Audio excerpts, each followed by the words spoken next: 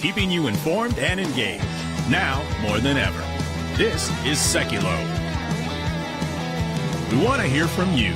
Share and post your comments or call 1-800-684-3110.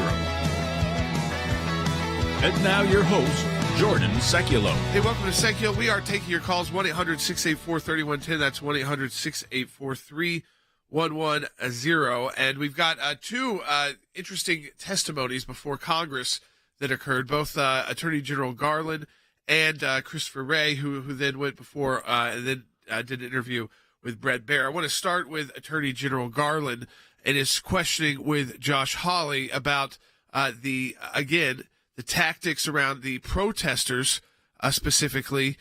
Take a listen to this, Bite 30. Why did you send 20 to 30 SWAT-style agents and a SWAT-style team to this guy's house when everybody else had declined to prosecute and he'd offered to turn himself in? Determinations of how to make arrests under arrest warrants are made based by the tactical operators in the district. They are not. But you surely looked into it by this point, right? You know the answer, surely. All I know is what the FBI has said, which is that they made decisions on the ground as to what was safest and easiest. Safest and easy. First of all, safest is always a standard in any kind of case. And right? by the way, it's not safe to go up with guns drawn. Totally. That's what I was going to say. Having 25 agents with AK-15s or whatever, AK-47s, whatever they might be, surrounding, including kids, home on a guy that's never had an arrest warrant, has never been prosecuted, and his lawyer volunteered to surrender him, is outrageous. And what the scary part of Merrick Garland's whole communication right there was, well, all I know is. Remember that one. All I know is. Yeah, I mean, nothing is the rest of the sentence. Personal about like these people showing up at your door like that unannounced. It was about like 2 a.m. last night. I heard like the little ding, my ring ding go off, and Amazon delivers in the middle of the night. Yeah, which is so not I assume great. That's likely it. But it was kind of like this random car, and it kept staying in our lot. It was a delivery ultimately, but you sit there. I sat there, waited, and the guy saw me sit and finally drove off, realizing I was a little bit nervous. Like, why is he still probably waiting for his next delivery? That again is a way less than guns drawn at that time of night. You know, when it's still dark outside and they swarm your house, because what do? Your first instinct is, I need to protect my family. Right. So, interesting, that delivery guy yelled out really loud, this is 2 a.m., I just delivered a box. Like, don't do anything to me. And I looked down, it was a small Amazon box. I know everybody's dealing with that across the country. It is not the best way and safest way to go after somebody who wasn't prosecuted at all for such and the offense that they tried to prove. By the way, remember, let's remind everyone, they failed in their prosecution. Oh, yeah, he was DOJ acquitted. failed. He was acquitted. He was acquitted because, again, found his not son guilty. Was cursed at, similar to how we've seen these students that we represent, cursed at and treated unbelievably poorly, and he kind of got into like a shoving match between two adult men.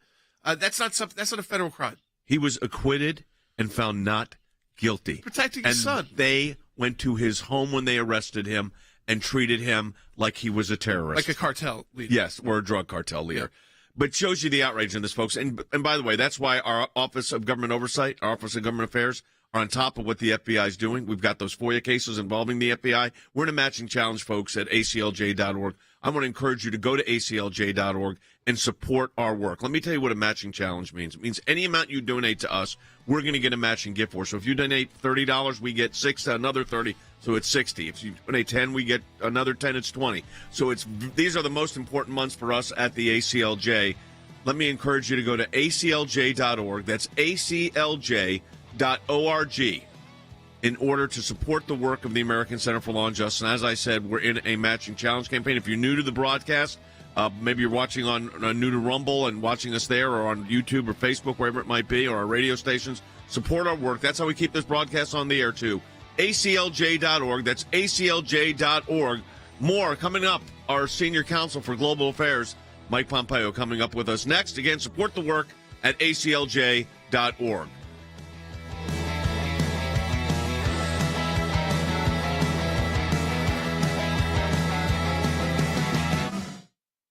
Attorney General Merrick Garland is in the hot seat right now, facing the new Senate Judiciary Committee. DOJ has announced charges against 34 individuals for blocking access to or vandalizing abortion clinics.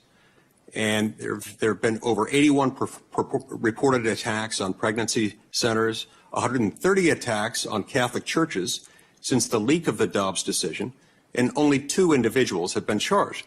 So how do you explain this disparity by reference to anything other than politicization of what's happening there? I will say you're quite right. There are many more prosecutions with respect to the blocking of the abortion centers, but that is generally because those actions are taken with photography at the time, during the daylight, and seeing the person who did it is quite easy. Those who are attacking the pregnancy resources centers, which is a horrid thing to do, are doing this at night in the dark. A Catholic pro-life demonstrator, father, was accused of disorderly conduct in front of an abortion center. Your Justice Department sent between 20 and 30 armed agents in the early morning hours to the Houck's private residence to arrest this guy. All I know is what the FBI has said, which is that they made decisions on the ground as to what was safest and easiest. Are you telling me that in your opinion as Attorney General, it was objectively necessary to use 20 or 30 SWAT-style agents with long guns and ballistic shields for these people? What I'm saying is that decisions about how to go about this were made on the ground. It's a disgraceful performance by your Justice Department and a disgraceful use of resources. All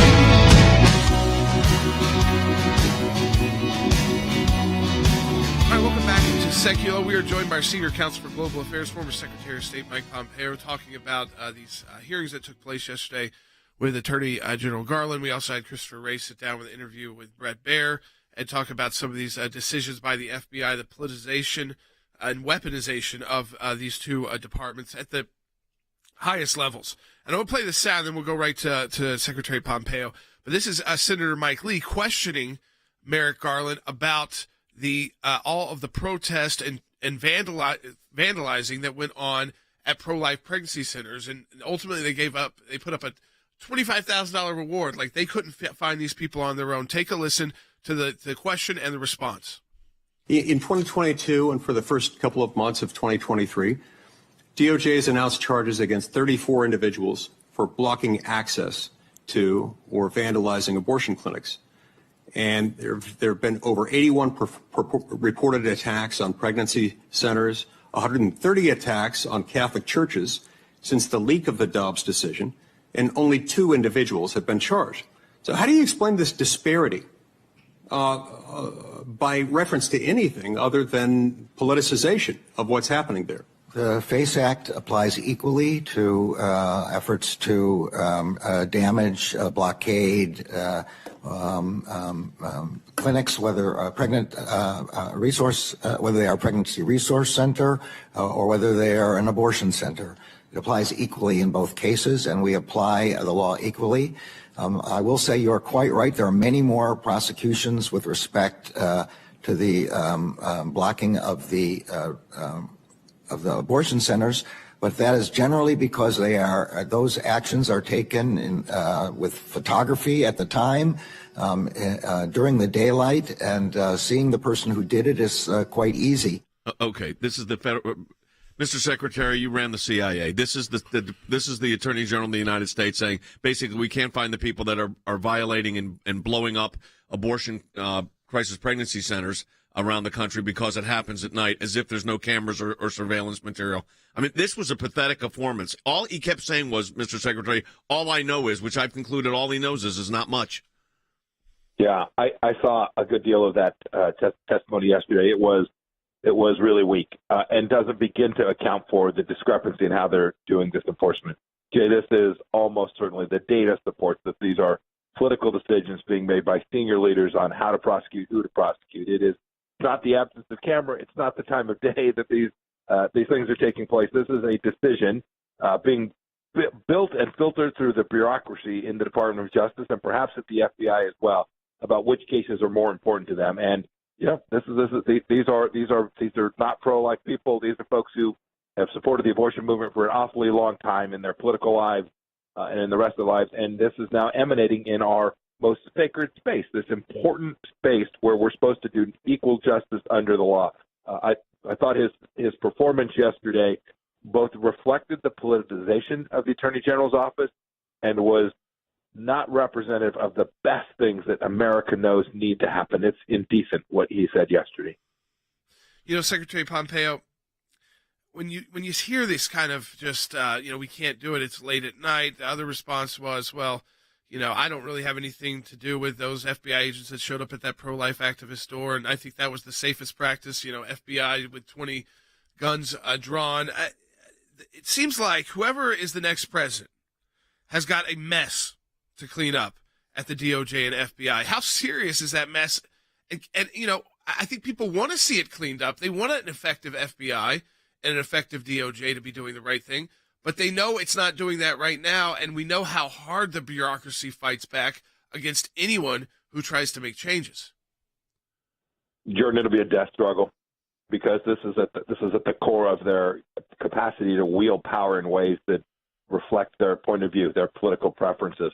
The next president's got to get after this in a serious way, not just with the most senior leadership, but rooting this out, root and branch throughout the bureaucracies inside both the FBI and the Department of Justice.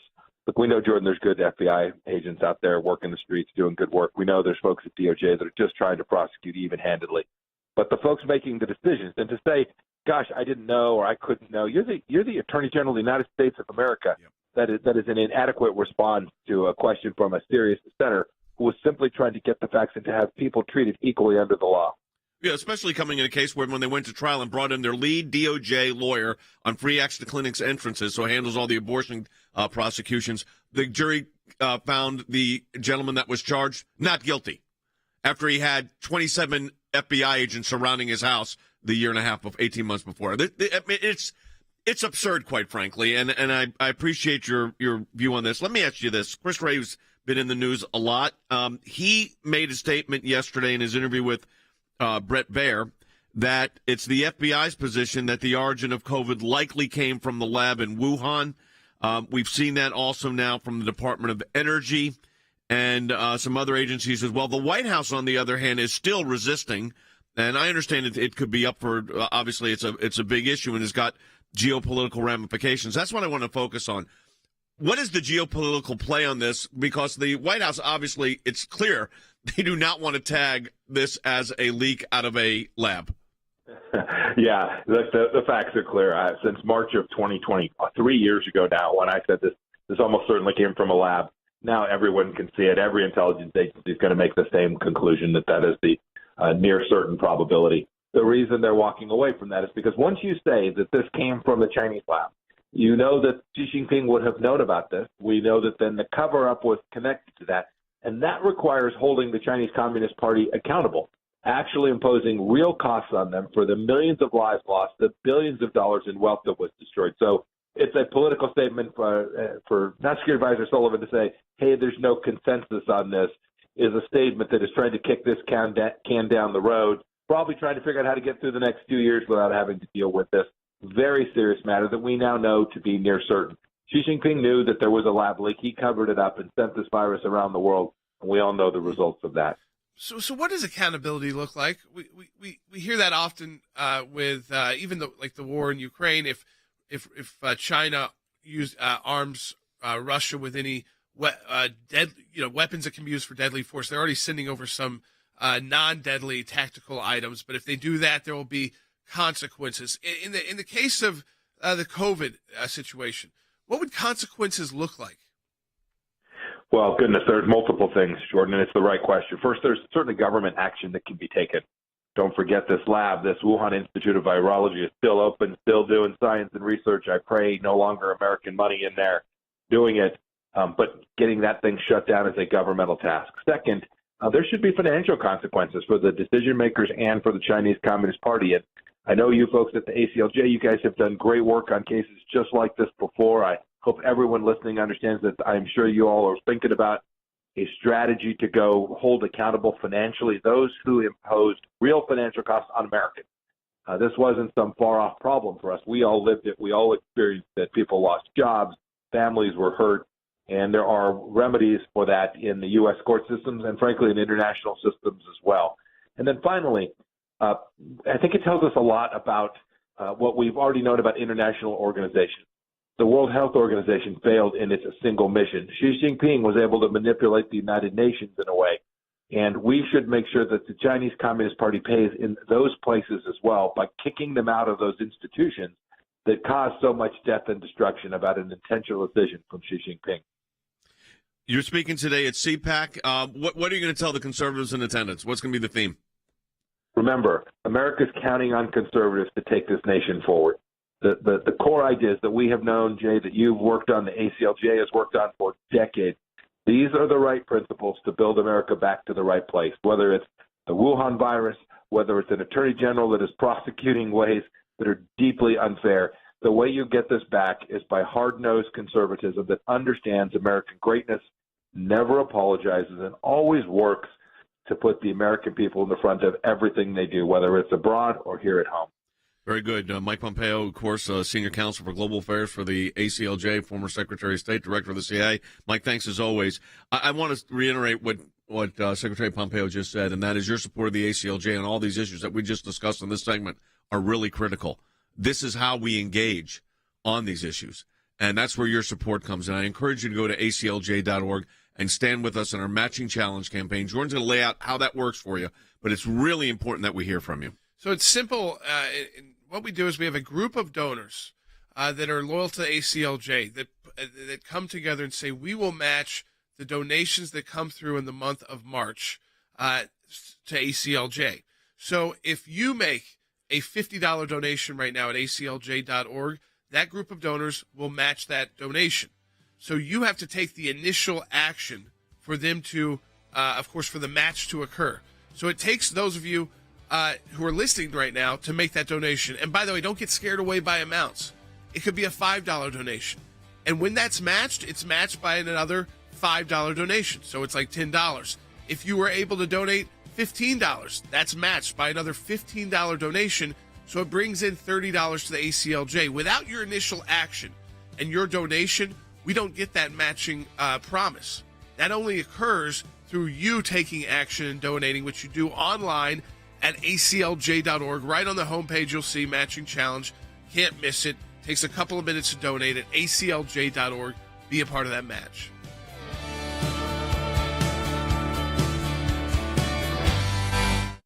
Maryland has taken a very aggressive attitude, very aggressive, on the issue of abortion. Impacts conscience protections for doctors and nurses and pharmacists.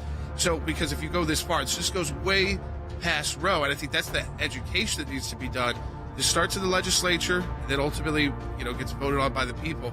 It was stopped once, didn't make it through this effort, and that's what we're trying to do now, is not even get to that next point. Because we know if we get to the next point right now, what we'll be up against on a constitutional amendment is millions of dollars from Planned Parenthood. They have a bill for a constitutional amendment that literally gives every person as a central component of an individual's rights to liberty and equality, that every person has the fundamental right to reproductive freedom, including but not limited to the ability to make and effectuate decisions to prevent, continue, or end one's own pregnancy.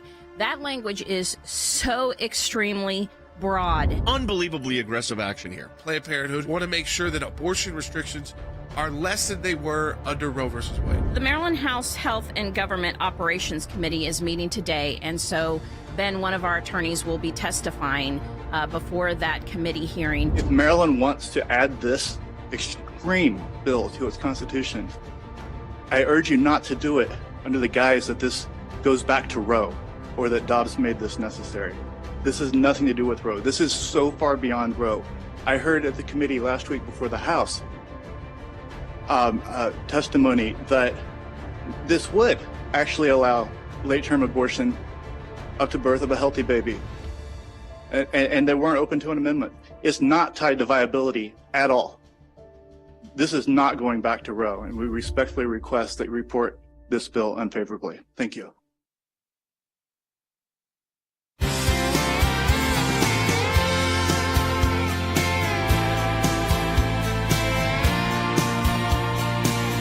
right, welcome back to Sekulow. We are taking your calls to 1-800-684-3110. That's 1-800-684-3110. Attorney General Garland was pushed by Senator Cruz about the violence at pro-life pregnancy centers. Why aren't there people devoted to figuring out who firebombs these crisis pregnancy centers and threatens these crisis pregnancy centers? They do it under the banner of Jane's Revenge. How unified is that group? Why has the FBI not got a task force on it? Bite 27, take a listen. Why do you send 24 agents in body armor to arrest a sidewalk counselor who happens to be pro-life, but you don't devote resources to prosecute people who are violently firebombing crisis pregnancies? It is a priority of the department to prosecute and investigate and find the people who are doing those firebombings. They are doing it at night and in secret. And we have found one group which we did prosecute. You found one. How many have there been? How many attacks? There have been a lot. And if you have any information specifically as to who those people are, we would be glad. We would be glad to have that. This is pathetic. This is the Attorney General of the United States in charge of the FBI who is saying, hey, they do these at night. What do you want us to do here? This is the guy that says, all I know is they're doing it at night, so it's hard to do it. The others do it during the day. So when and what are they doing during the day? They're handing a piece of literature to a woman seeking access to an abortion clinic. What are they doing at night? Blowing the buildings up that house pro-life crisis pregnancy centers. And I think, he then asked Ted Cruz for information to those people. Okay, so just that nastiness, again, this idea, right there when he did that, you realize the Department of Justice could care less about those pro-life pregnancy centers. In fact, they would like them destroyed. I'm not saying they want people the guy injured. they arrested with 27 FBI agents was acquitted by a jury because they couldn't prosecute him. Yeah. Now, Andy Economo, senior counsel for the ACLJ, was head of the criminal division for the U.S. Attorney's Office for Atlanta. The idea that the excuses that we can't get to these people is because it happens at night. We know the surveillance in cities is unbelievable. I mean, it's laughable, except it's serious. Well, that is ludicrous, and it is. You want to laugh in his face, but it is very serious to say that the FBI cannot prosecute the crimes because the attacks on pro-life centers typically take place at night. What a ridiculous statement to make. I can't prosecute the crime because it occurred in the nighttime. What does that have to do? Most of these carjackings, most of these burglaries are nighttime crimes. Murders, nighttime crime. Does that mean that we do not have the capability in the United States Federal Bureau of Investigation to prosecute anybody after 7 p.m. at night because we can't tell who they are? This is silly. And it's absurd for the Attorney General of the United States to make a remark like that. And as Jordan pointed out, and I want to say this, him asking Senator Cruz, if you've got any information about where they are and what they're doing, you tell me. That's not a United States Senator's responsibility. He's not law enforcement. How pathetic is this? This is the FBI that's supposed to be catching the terrorists. They don't care. No, they don't care. They don't care. They would like the pro-life centers shut down, so if that means they get firebombed, so be it. So be it. Right. I mean, I'm not going to say they want people to get hurt. I think that's going too far. But if it's happening at night and no one's getting hurt and it's just shutting down the pro-life pregnancy centers, well, those are centers of mis and disinformation. So don't they deserve it? And by the way, I guess they'll only find them if Ted Cruz can do the think about the resources they have. They're asking a senator for help. That's like when they put up that $25,000 reward. That's wonderful. What a joke. We're not going to even try. Let's play Josh Hawley, press the Attorney General as well. Let's take a listen. You are the Attorney General. Give me your answer. Do you think that it was objectively reasonable and they followed your guidelines in sending 20 to 30 armed agents to terrorize these people? Yes or no? The facts I have, which are those presented by the FBI, are not consistent with your description. So you think it was reasonable? I'm saying the facts are not as you describe. What, that the children weren't there? That there weren't long guns there? That there weren't agents? What do you dispute? What's the factual premise you dispute? FBI Be specific. Said they don't agree with your description of... Be specific. They don't agree with what? Of how many agents, of the agents who were there, and of what their roles were. They don't agree. Do you know the jury in this case acquitted Mr. Houck? I'm sure you're aware. Do you know how long it took him? I am aware, and we respect the decision of the jury. Do you know how long it took him? I don't know. 1 hour. I mean, first of all, Josh Hawley, tremendous legal skills right there. But second of all, a guy is acquitted after a federal grand jury, after he gets indicted by a federal grand jury. The case is tried by their lead Free Access to Clinic Entrances Act lawyer that handles abortion clinics. And he's acquitted, Andy, in 1 hour. I mean, that means the jury goes back. Basically, they do their... They have to pick their foreperson. That took about 35 minutes. Yeah, and then they said, guilty or not guilty? Not guilty. Thank you. Bye. We're done. Exactly. And the Attorney General's answer to this is not the way... They never will give you a factual predicate for any of this. By the way, his lawyer offered to surrender him when the indictment came down. You know, one of the big mistakes that people make in the FBI nowadays is when you offer to surrender your client. No, they want to make a big show. They want to go there with the manacles and the handcuffs and the leg irons, and they want to put these people who are pro-life in shackles and drag them to the courthouse down the middle of Peachtree Street in Atlanta, for example, bring them into the courthouse when they are the absolute most docile people in the world who do not engage in any violent activity, so that they can make a showing to the woke left that we're going to really prosecute these people, and we're going to show you the power of the FBI and the Department of Justice. You know, I've defended these Free Access to Clinic Entrances Act cases. I have challenged them in court. We have fought aggressively on federal laws that try to limit free speech and protests outside of abortion clinics. We're handling one right now at the U.S. Court of Appeals for this Third Circuit. So we're at the ACLJ. We are front and center on all of this on the life issue. And I want to encourage you to take time today to stand with us right now at aclj.org. And the reason I'm saying that is we're in a March is a big matching challenge month for us.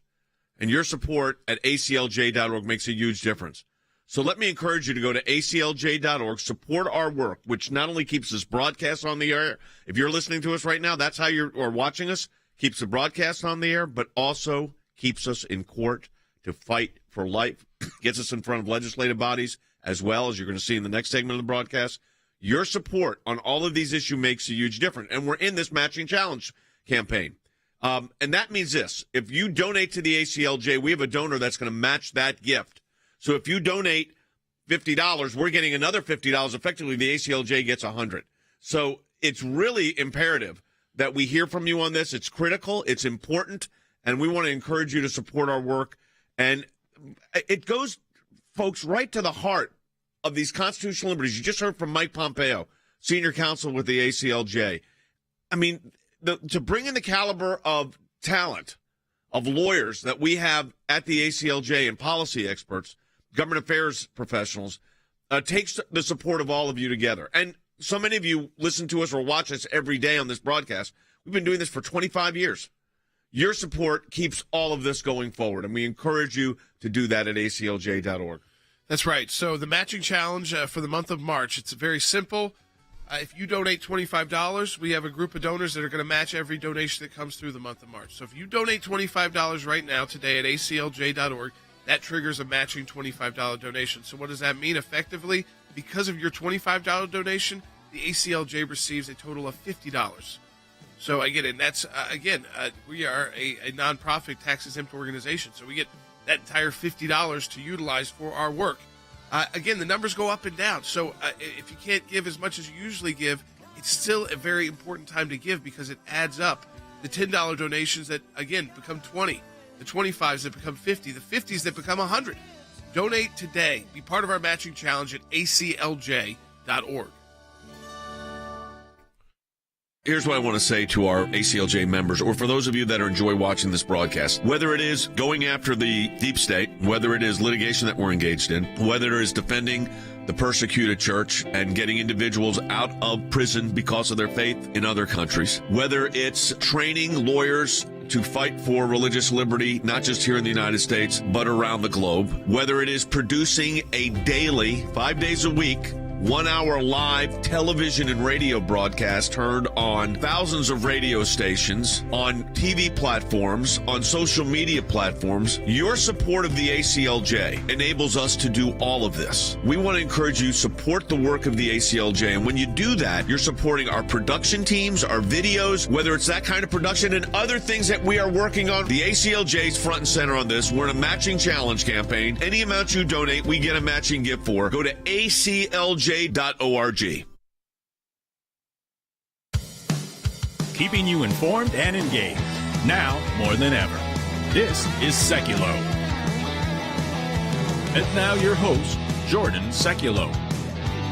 All right, welcome back to Sekulow. We are taking your phone calls to 1-800-684-3110. If you're watching the broadcast, if you're watching on Rumble or Facebook or YouTube, share it with your friends and family. We've seen a tremendous growth in our Rumble audience in the last couple of weeks, and that's awesome because we're able to connect to you not just by audio but by video as well. You're able to see us and interact with you live through the chat there, through your calls that come into the broadcast, and your questions as well. Yeah, I want to get back into this situation with Chris Wray, Andy, and that is you got the FBI director basically saying about in the situation with China that the COVID was likely from a lab. This is the FBI, which is the world's most prestigious investigative agency in the country. That's what they say. Yeah, but for him to say that, they would have to have evidence to back that up. I would think so. I would think that's that a big statement. I think he would have evidence to make it up. I know Chris Wray, and I've dealt with him, and if he made a statement that it was a lab propagated virus, then you would think that the FBI would have some basis in fact for making that remark. I agree with you. So Brett Baer interviewed him, our friend from Fox News yesterday. This is about the virus issue. Take a listen to this. There's this Department of Energy study that says it's likely to have come from a lab leak, although the confidence is low. It cites the FBI. What is the determination by the FBI? So, as you note, Brett, the FBI has for quite some time now assessed that the origins of the pandemic are most likely a potential lab incident in Wuhan. There was also questions that came, and we talked about this earlier, and that was on this issue of what with these pro-lifers that were arrested. A pro-life guy was arrested for violating the Free Access to Clinic Entrances Act, which is a felony. He was indicted. They surrounded his house with weapons pulled. It went to trial, a federal trial. The jury went out for 60 minutes and found him not guilty. The FBI, though, when they did this arrest, acted like this guy was a terrorist. He had no prior criminal record, and his lawyer was willing to surrender him. Take a listen when Brett Baer pressed him on it. So let's talk about by the book. Mark Houck, Pennsylvania pro-life activist, arrested at his home in front of his family for an alleged violation of the Freedom of Access of Clinics Act, alleged incident which he was protesting in front of an abortion clinic. He was recently acquitted of all charges at trial. The show of force for that arrest, that decision to use that force, was that by the book? Those decisions are made, as they should be, by the commanders on the ground in the field office who have the expertise about when to conduct operations safely and securely for the safety of everybody involved. And to my knowledge, those processes were all followed in this case. Andy, there's no way that could have been followed. Well, in you this know case. what? The lawyer was willing to surrender him. The guy had no previous criminal arrest record. That's total nonsense. It is. And if that's the case, then those commanders who were there should be fired. Right. The guy was tried by a federal jury in a federal court and was acquitted. Acquitted in 1 hour. They took 20 houses of 20 agents, more than 20 agents, surrounding his house. And this is where we got, to me, it's unbelievable that this happened, Jordan, quite frankly. Yeah, I think, again, that there's no outrage even at the top to say this is wrong. This should never have happened.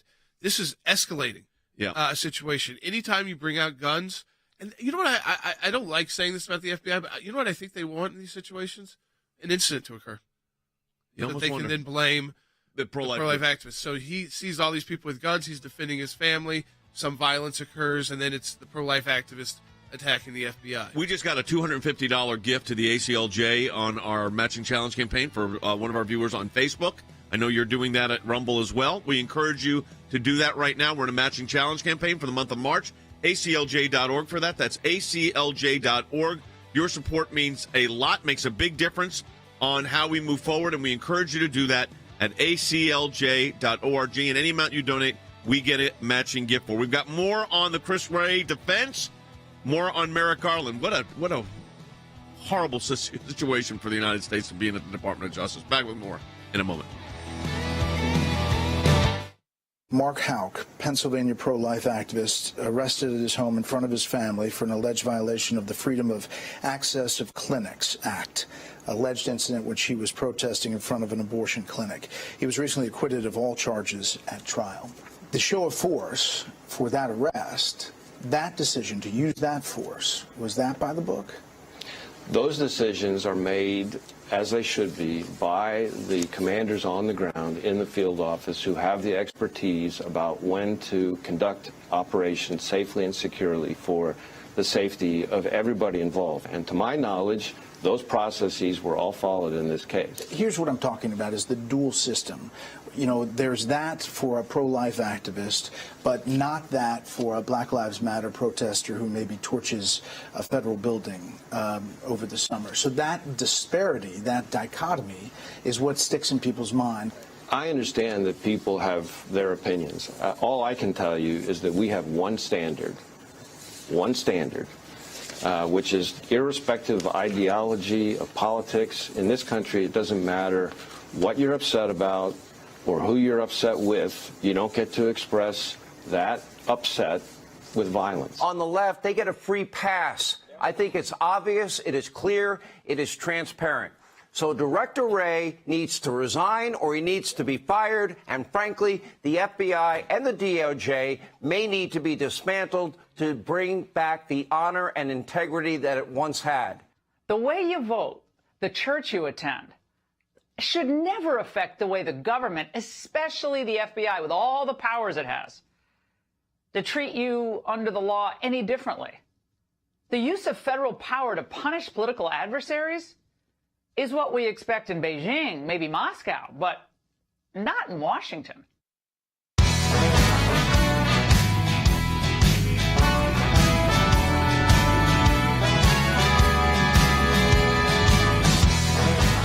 All right, welcome back to Sekulow. We are taking your calls to 1-800-684-3110, as well as your comments online. We did say, on Facebook, someone made a $250 donation to our matching challenge. That means effectively right now the ACLJ received $500 because of that $250 donation. Really appreciate that. So, again, just shows how that can add up very quickly through whether you can make a donation of that size, whether you make a $50 donation or a $20 donation. It all adds up, again, at ACLJ.org. You'll see that matching challenge around the homepage. All right, I want to play. This is another Questions with Chris Wray from our friend Brett Baer. Take a listen to this one. Historically, FBI protocol is that a defendant has, if it has no criminal history, is not believed to be violent or pose a threat to public safety, that he or she is permitted to self-surrender rather than subject dynamic execution of an arrest warrant. And here's what I'm talking about is the dual system. You know, there's that for a pro-life activist, but not that for a Black Lives Matter protester who maybe torches a federal building over the summer. So that disparity, that dichotomy, is what sticks in people's mind. I understand that people have their opinions. All I can tell you is that we have one standard, which is irrespective of ideology, of politics. In this country, it doesn't matter what you're upset about or who you're upset with. You don't get to express that upset with violence. You know, this is interesting. Of course, he didn't answer Brett Baer's question, number one. And then he says there's one standard, but there's not. Because the protocol is, if you don't have a criminal history, if there's not that kind of situation, and the person's willing to surrender, you let them surrender. And then he pointed out the fact that pro-life activists were taken in handcuffs with guns blazed, guns pointed at the family. Black Lives Matter activists who torched federal buildings were not treated the same way. And his answer is, I understand people have their opinions. Andy, this has nothing to do with opinions. It has everything to do with equal protection under the law and due process. Yes, and Chris is being disingenuous when he makes that statement about we have one standard. You don't have one standard, Chris Wray, and you know you don't have one standard. You know that you take violent action with respect to people at pro-life clinics who are protesting, who are trying to defend life, and you know that if it's Black Lives Matter or if it's the woke left, you take it easy and you back off. I know that's the case, and you know that's the case. Why don't you say that and admit it, for heaven's sake? You know, when can we play that when Merrick Garland was asked a question about the jury and he says, "Oh, I respect the jury"? Because this is the ridiculous nature of this guy's charged with a Free Access to Clinic Entrance Act violation. That means he's indicted by a federal grand jury. He's arrested at his home with guns by FBI agents. He goes to a federal trial in front of a federal court judge where he puts on a defense. And the jury goes back for 1 hour. And you know what that jury says? Not guilty. Not guilty. Listen to this. You are the Attorney General. Give me your answer. Do you think that it was objectively reasonable and they followed your guidelines in sending 20 to 30 armed agents to terrorize these people? Yes or no? The facts I have, which are those presented by the FBI, are not consistent with your description. So you think it was reasonable? I'm saying the facts are not as you describe. What, that the children weren't there? That there weren't long guns there? That there weren't agents? What do you dispute? What's the factual premise you dispute? Be specific. Said they don't agree with your description of... Be specific. They don't agree with what? Of how many agents, of the agents who were there, and of what their roles were. They don't agree. Do you know the jury in this case acquitted Mr. Houck? I'm sure you're aware. Do you know how long it took him? I am aware, and we respect the decision of the jury. Do you know how long it took him? I don't know. 1 hour. You know what? Here's the thing that's the most trouble. You said they don't agree with, the FBI doesn't agree with the assessment. Well, I don't agree with the FBI arresting this guy, charging him with the crime, indicting him, Department of Justice, trying him, and then he gets acquitted. And what's his recourse then? After they terrorize his entire family. And Merrick Garland's answer is the FBI doesn't agree with your conclusion. Does the FBI agree with my conclusion that they made up the Russian probe? Do they agree with that? Do they agree with that Strzok and Page we're trying to take down a sitting president of the United States? They agree with that? I don't know. You want to go through the list? Did the FBI agree when they put in a FISA warrant that they changed what the actual email said that was the predicate of the FISA warrant and lied to a federal court judge? And that lawyer's disciplined, by the way, is he's suspended for 6 months. 6 months. And that was an FBI lawyer. So, yeah, we have the right, Andy, to be really suspect right now. Well, we should be outraged and not just suspect, Jay. I think I'm outraged, by the way. Just for the record. It sound of your voice would indicate outrage to me. Senator Hawley asked a question of the Attorney General of the United States. Do you know how long it took the jury to acquit Houck? You would think he would know. And he said, I don't know. We respect the decision of the jury. But he didn't even know how long it took to acquit him. And the senator had to say it took an hour. Don't you think? Taxpayer dollars are being used to fund all this. You realize that? The trial, the arrest, the FBI agents using all these DOJ attorneys. And then again, like Josh Hawley said, at the end of the day, it took them an hour to acquit. As Andy said, most of that time was probably spent just determining kind of the logistics of the jury. But we can't catch those ones bombing the clinics because you know what, folks? They do that at night. And when you do stuff at night, the FBI can't figure out who did it because that's pretty surveillance. Scary since most crime is done at night. Most crimes are at night. So is that really America? This is pathetic. Pathetic. But he is pathetic. Yes, he's been. That's why he didn't deserve a spot on the Supreme Court, and they gave him this in return. And it's just almost it's not as bad as a lifetime appointment, but. You wonder why we have crime running rampant through all the country. It's because they're focused on the pro-life activists, not the actual criminals. Because if that's the FBI is afraid of that pro-life activist where they need 30 FBI, then how many FBI have to show up to arrest one cartel member? Well, this is the problem. Yeah, but you don't even. But they're too scared to do that because right. Those guys fire back. Yeah. So this is the situation. This is a government out of control. Now here's what we do at the ACLJ though. We don't just say, oh, this is terrible. Oh, this is bad. We file maybe a Freedom of Information request and find out what the heck was the charging decision here. How did this all happen? Who was getting these emails from these people? Who was making the decisions on the FBI field office makes these determinations in accordance with protocol? What does that protocol actually say in your Department of Justice FBI manual, which is supposed to be the way this is done? Oh, this one blames it on the field agent. This one blames it on the manual. We give equal justice. We treat everybody the same. We just can't find the people that blow up the abortion pro-life center. Sorry about that. Can't find them. They're not out here. Can't find them, but everybody else we can. This shows you the absurd nature of this. But this is where the ACLJ comes in. When we go to court, whether it's on a Freedom of Information Act request or whether it is in federal court defending life, you're getting us there. And that's one of the things I want to talk about. Because in talking about getting us there, we had one of our lawyers yesterday in Maryland defending life on a Maryland legislation that is so broad. It's another one of these perinatal situations, which is abortion up to the time of delivery. Take a listen and take a look if you're watching on our social media. If Maryland wants to add this extreme bill to its constitution, I urge you not to do it under the guise that this goes back to Roe or that Dobbs made this necessary. This has nothing to do with Roe. This is so far beyond Roe. I heard at the committee last week before the House testimony that this would actually allow late-term abortion up to birth of a healthy baby. And they weren't open to an amendment. It's not tied to viability at all. This is not going back to Roe, and we respectfully request that you report this bill unfavorably. Thank you. Do you want to talk about what, when we do those hearings, what we're trying to do is the predicate to court action? Yes, and it's also to make sure that the legislators there are exposed, those who are on the payroll of Planned Parenthood through their campaign donations and doing Planned Parenthood's bidding, that what they are selling to the people is not, in fact, what they are voting on in the legislature. They are not just trying to codify Roe. They are going way past Roe and allowing, as been said, abortion up till birth, and that there's no viability standard. That was Roe. There's no viability standard at abortion at 9 months. The child's viable. The child's viable at 8. And we know through technology it can be viable much earlier than that through other procedures. But this is the abortion distortion on display. We make sure that it's noted that they know exactly what they're voting for is infanticide, nothing more, nothing less. And that, again, we did defeat this the last time through. It's a little tougher this time in Maryland because you've got a Democrat governor.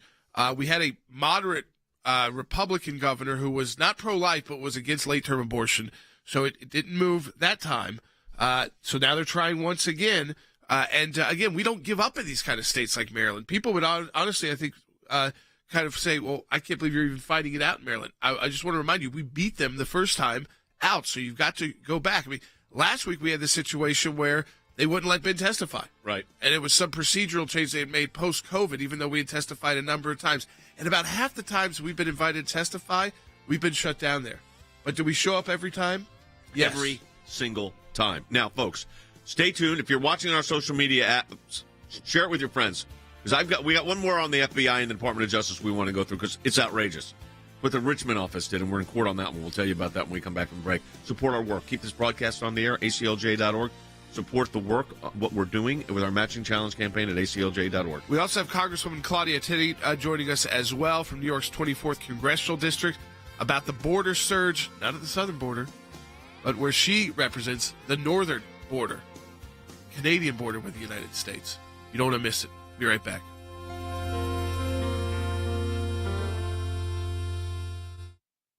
When we see something, when we hear something, when we're concerned about an issue, we don't just talk about it. We do something about it. And that goes to our Government Accountability Project. If we allow leaders in Washington, D.C. to make decisions behind closed doors, unaccountable to the people, then we are going to get skewed and corrupt decisions. There are lots of other places that do lots of important work for America, but the ACLJ has taken up a lane which is irreplaceable. The Freedom of Information Act, that's a statute that allows us to get information from the government. Starts with a letter from our offices in Washington to these agencies.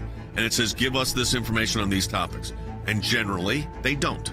And then we go to court. We go through a series of lengthy negotiations back and forth about what they'll give or what they won't give. We may get tons of information that's redacted, and we have to then go back and say, you redacted too much. We can't really find out what you're giving us because it makes no sense. So it goes through a process of litigation. That is how you get information, and that office is going to be more active now more than ever. The ACLJ has been extremely active in vigorously seeking to hold these bureaucrats accountable. We have filed hundreds of FOIA requests. We have received over 20,000 pages of documents in our litigation. Holding them accountable, holding the Biden administration accountable so that all Americans are able to have faith in their government. We will up our efforts. We will not stop. You're finding a nugget in a gold mine. Occasionally you'll come up with something that is really a bombshell, but you have to persist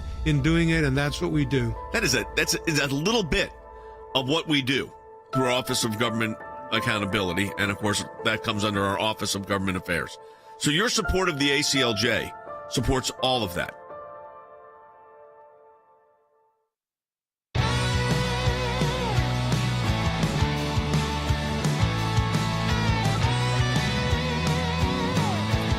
All right, welcome back to Sekulow. We're joined now by a great friend of the broadcast, good friend of the American Center for Law and Justice as well, Congresswoman Claudia Tenney, who represents New York's 24th Congressional District. And that's key to the first part of our discussion with Congresswoman Tenney, because, Congresswoman, we have heard about a surge of illegal immigration at the northern border. I just want to make sure it's clear for everybody. And you, along with your colleagues, because you represent Americans who live on and near that border, you've launched a Northern Border Security Caucus. It's almost shocking to me that this is necessary, but tell people about what's going on. Well, thank you for having me on, and thank you for highlighting this. And while everybody's focused on the southern border, you can go back to my interviews even years ago where I say, don't forget, there's a northern border, and we have issues on this border. And what's happened is the overstressed situation on our border agents in the southern border, because of the failure of the Biden administration and Secretary Mayorkas to enforce the law, to do the common sense things that we did under the Trump administration, continues to cause this cartel control of the border, whether it's trafficking drugs, human trafficking, the disasters we're seeing throughout our country. And we've diverted so many of our northern border agents who control a huge swath of land across, all the way across, including a big part of New York, have been diverted to the southern border to try to help deal with the mass immigration there. We now see in the northern border of New York, and that's what I'm just referring to, the Swanton sector is actually over 800% increase since Biden took office. So this is a major problem up in the New York region, and we don't have the border agents to handle it. We also have a state reservation, a Native American reservation on that border with Canada that sort of crosses the border, and that's controlled by our New York governor mostly. There's some arrangements that have been in place, but for decades it's been a problem. So people in New York see this porous border upstate. We've heard from our sheriffs around the northern New York region and down into my district that they have seized all kinds of cars with fentanyl that have come from the northern border. These people are able to get to New York City and other areas where they meet up with their cartel friends and distribute this dangerous fentanyl and other illicit drugs all around our country. They human traffic.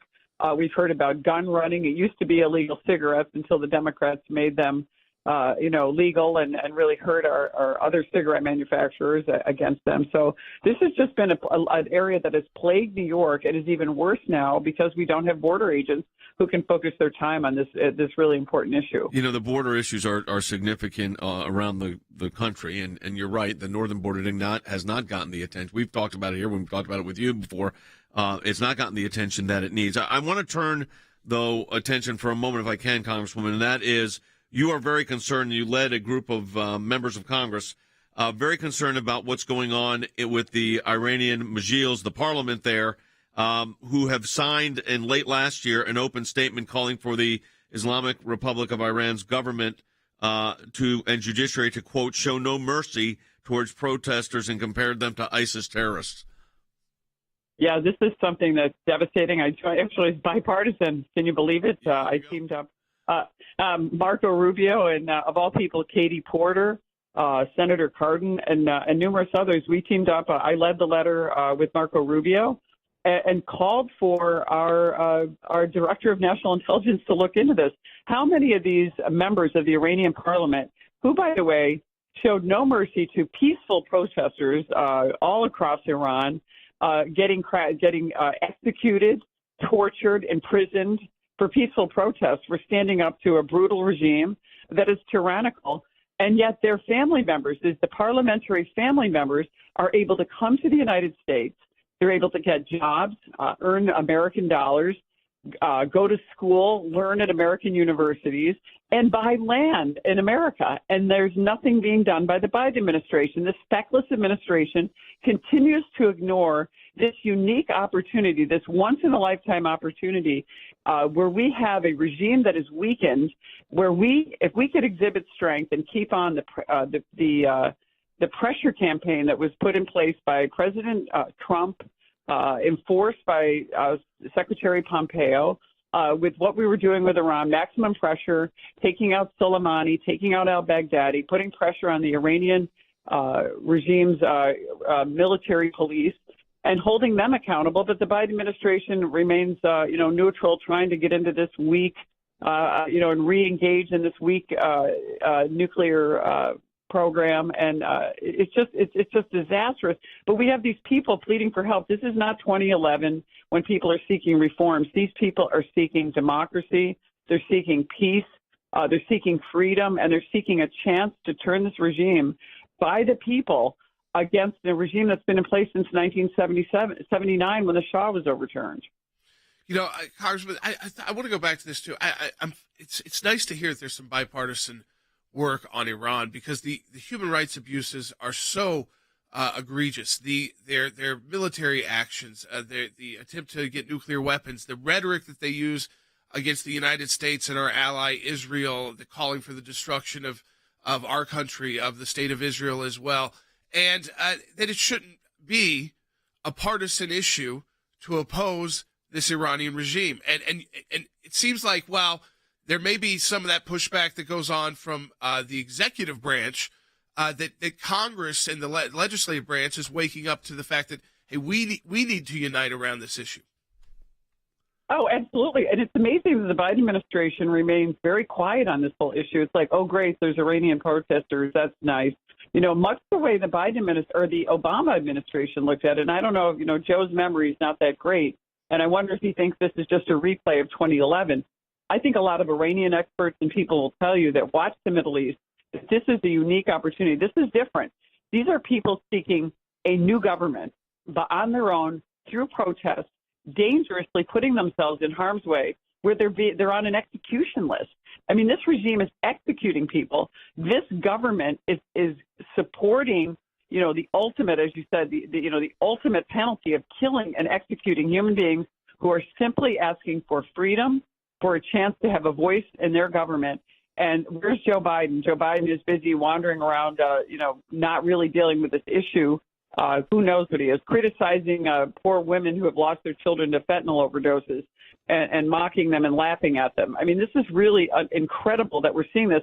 And the interesting thing is, look at the bipartisan support, because guess what? The Iranians around the world, the diaspora who have gone other places, have done exceedingly well, because this is a country that is known for its historic achievements and contributions to humankind for centuries. The Persian culture, a very educated part of the world that has been ravaged and destroyed by this regime, by this, religious tyranny that we have there. And they're causing disruption and violence in the Middle East, the biggest sponsor of terrorism, the biggest problem that Israel faces, our partner in the Middle East. Imagine a free and democratic Iran could change actually the world, because peace in the Middle East would really change the balance of power. You're right, Congressman. We appreciate you being on. Thank you so much for all you're doing for your constituents, but also for all of us around the country. We appreciate it so much. Folks, again, your support for the ACLJ makes such a significant difference, and we're in a matching challenge campaign. It means this: any amount you donate, we get a matching gift for. It's that straightforward. If you donate we had somebody donate $250 today via Facebook. Great. That's matched. That means we got 500. Many of you have done it by also on Rumble and our other social media apps, and also by radio.